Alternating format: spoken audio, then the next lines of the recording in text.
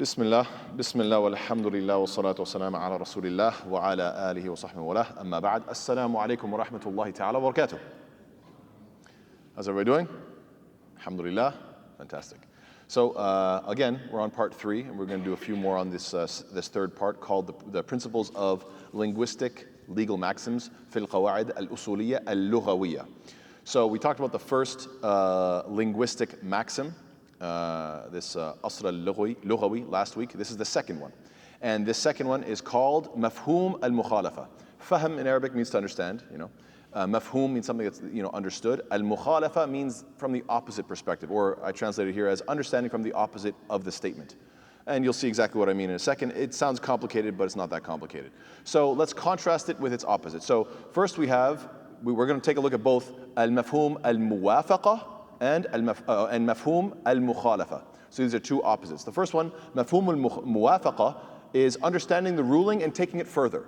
And we gave the example last week of, as Allah Ta'ala says in Surah Isra, ayah number 23, that you can't even say uff to your parents. Yarhamukallah. You can't even say uff to your parents. You can't be rude to your parents at all, right? And then therefore, someone could ask the question, does Allah ever say I can't hit my parents? And the answer is, Allah doesn't have to say that you can't hit your parents or abuse your parents or, I don't know, push them down a flight of stairs or whatever the case is, right? Why? Because Allah says you can't even say uff to them. So therefore, anything further than that, anything that goes further in that direction is obviously off limits. That's called mafhum al-muwafaqa, okay? However, then you have the flip side of that, which is called mafhum al-mukhalafa, and that's what we're focusing on today, which is the contrary understanding. And I give a very simple example so that everybody can follow along. The example is if a mother tells her child, you can't go outside because it's raining. You can't go outside, why? Because it's raining. Therefore, the child may conclude that when it's sunny, the opposite, he should be able to go outside. Pretty straightforward, right? Everybody understands that? Well, if you told me I can't go outside because it's raining, therefore it's not raining, it's sunny, I should probably be able to go outside. Seems pretty straightforward. So this has 5 different types. This mafhum al-mukhalafa, this understanding it, or it's kind of like when you're looking at something from one angle, now looking at it from the other side. You're still looking at the same thing, but from the flip side. You're looking at it from a new angle. That's kind of the way I imagine it. Anyway, it has 5 different types, so we'll take a look at these different types. So the first is called mafhum al-sifa. And this one has the most details. Mafhum al-sifa, understanding the quality. So Allah Ta'ala says, بعد أعوذ بالله من الشيطان الرجيم فمن لم يستطع منكم طولا أن ينكح المحصنات المؤمنات فمما ملكت أيمانكم من فتياتكم المؤمنات. Allah says, and whoever among you cannot find the means to marry a free believing woman, then he may marry from those who your right hand possesses of the believing servant girls. Of the believing servant girls. So this is a sifa, this is a quality. Is it any type of servant girl, malakat aymanukum? No, it's of the mu'minat. So the jumhur, and this is a term that we should all memorize, jumhur means majority. So the majority opinion is what? The extra description, the extra sifa, or description of believing, implies that we cannot marry disbelieving servant girls. However, the Hanafis say the absence of evidence isn't the evidence of absence. And they provide evidence for this. They say, listen, when it comes to malakat aymanukum, or what your right hand possesses, then it's okay, even if they're disbelievers. So they have this means of arguing this point. And how do they do so? Well, they give a bunch of different examples. So here's the first one. Allah Ta'ala says what? قُلْ لَا أَجِدُ فِيمَا أُوحِيَ إِلَيَّ مُحَرَّمًا عَلَى طَعَامٍ يَطْعَمُهُ إِلَّا أَن يَكُونَ مَيْتَةً أَوْ دَمًا مَسْفُوحًا. So Allah says what? Say, I do not find within that which was revealed to me anything forbidden to one who would eat it unless it is a dead animal or blood spilled out. Blood spilled out. Therefore, Allah Ta'ala is prohibiting what? Flowing blood. So therefore, that's the sifa, flowing blood. Not just blood, flowing blood. However, the Hanafis argue, but that doesn't mean that stagnant blood is okay. It's not permissible, right? And that's true. It's true. Someone isn't going to say, oh, I have a bowl of blood, therefore it's halal because it's not flowing. It's stagnant. You'd say, no, it's still haram. So the sifa here isn't the make it or break it, right? It doesn't make it, it's still just, it's just an extra description and it has its reasons, and we're not going to get into why. But the fact of the matter is that blood is haram either way. So the Hanafi say the sifa isn't what makes it or breaks it. Let's keep going. Allah Ta'ala also says, حُرِّمَتْ عَلَيْكُمْ, that it is prohibited for you in marriage to marry, and then it goes to a long list. Your mothers, your daughters, your sisters, your fathers, sisters, your mother's sisters. And so Allah Ta'ala is saying you can't marry certain women, and gives a nice long list of all the different type of women that you cannot take into marriage. And one of them is what? وَرَبَائِبُكُمُ اللَّاتِي فِي حُجُورِكُم. your stepdaughters under your guardianship. So that is not just your stepdaughters, but your stepdaughters under your guardianship. That's a sifa, that's an extra quality or description that's being given here. And so, the Hanafi would argue, and does argue, that therefore, Allah Ta'ala prohibited for marriage a stepdaughter under your guardianship, yet He, subhanahu wa ta'ala, also prohibited our stepdaughters even if they aren't under our guardianship. So this sifa isn't what changes the hukum. It doesn't change the ruling. So for example, a man marries a woman, and she had a child from a previous marriage, right? We know in Islam, it's haram for you to take as a second wife that daughter, because then you're combining in marriage between a mother and a daughter. That's haram. Now Allah Ta'ala says you can't do that even like if they're in your care, like you're taking care of them, they're in your household. So you married this woman, and you took in all of these children with her, right? As your stepkids. Well, they're your stepchildren, you can't marry them. But what if, okay, they're not my they don't live with me. What if the girl is 18 or I don't know, older, whatever, and she lives on her own in a different city? Can I still marry her? And the answer is no.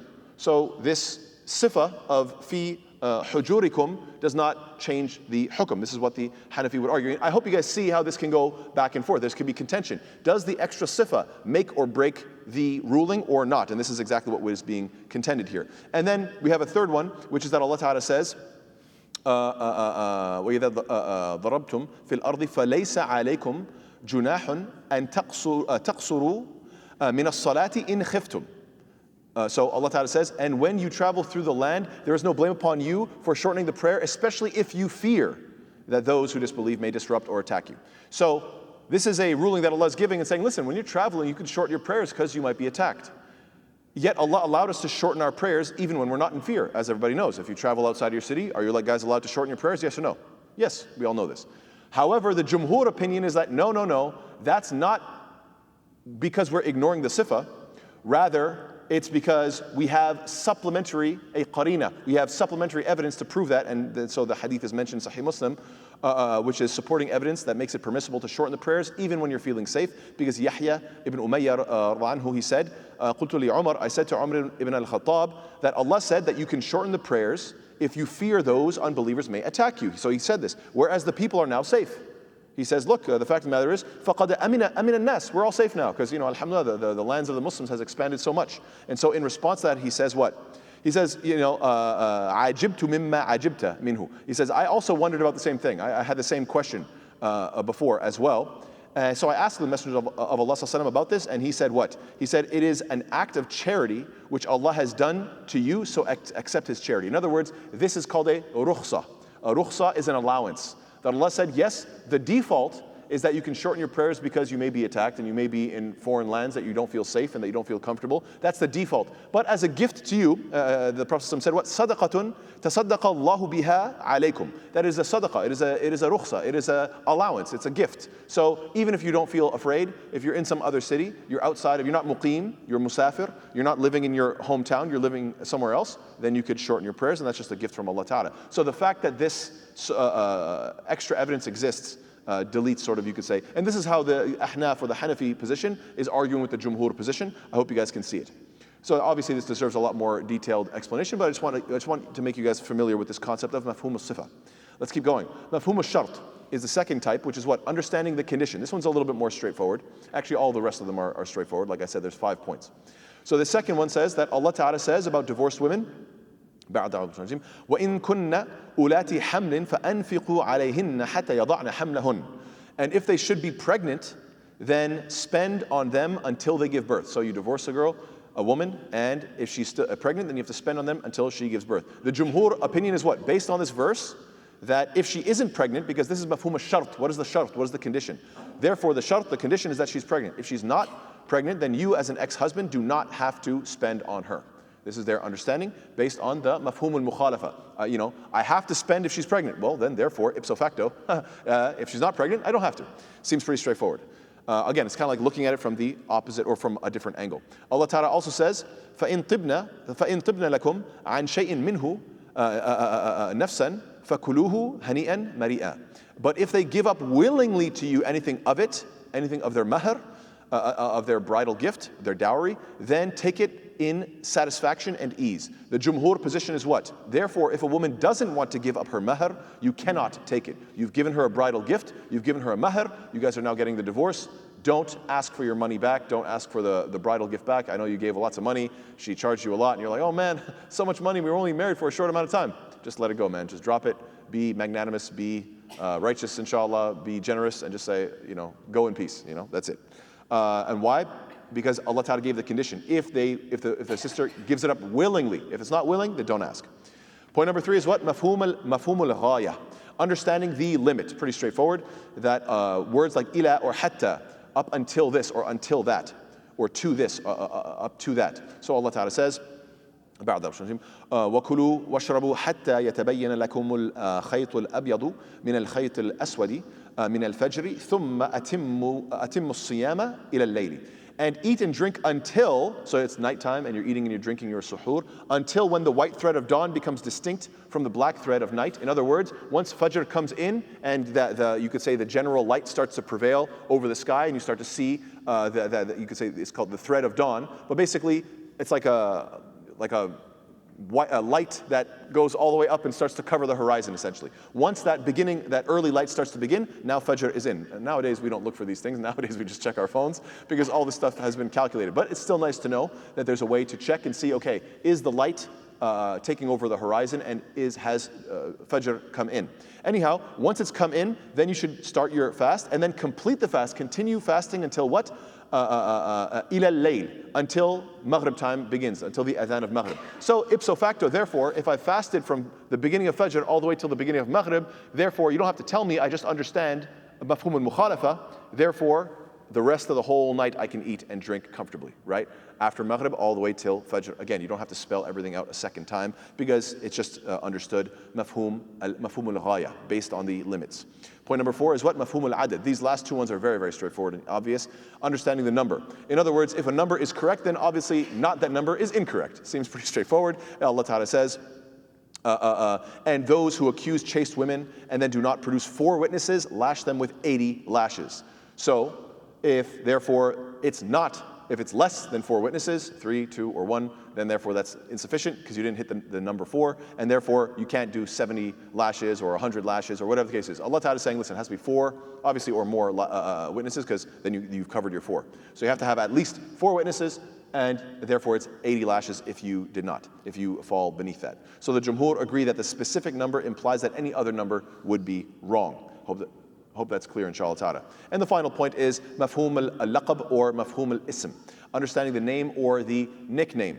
So in this particular case, if a name is mentioned, that means that name is not implied. Some random guy stands up and says, hey, my name is, I don't know, John or Bob or whatever the case is, and he says, I'm a prophet. Well, no, we don't accept you as a prophet. Why? Because Allah Ta'ala said, Muhammadur Rasulullah, Muhammad is the prophet. And obviously there's other ayat that talk about Isa alayhi salam and Musa alayhi salam and Ibrahim alayhi salam. But Allah Ta'ala specifies certain people. And therefore, if you do not get that actual person, then it doesn't count. Scholars agree that this isn't considered strong evidence because obviously there's others that are mentioned as prophets, like I said. But still, the implication is what? That not anybody can just claim prophethood. We have actual limits on these things. And that's it for today, inshallah ta'ala. This is the understanding of mafhum al-mukhalafa. Allah Ta'ala specifies these are prophets. In other words, other people are not. You can't just say I am too and I am too, and you keep tagging on whoever you want. No, this is something that's specified. If you aren't specified, then you're just not accepted just because you feel like it. So with this, inshallah ta'ala, we close. Hope that's straightforward and hopefully simple.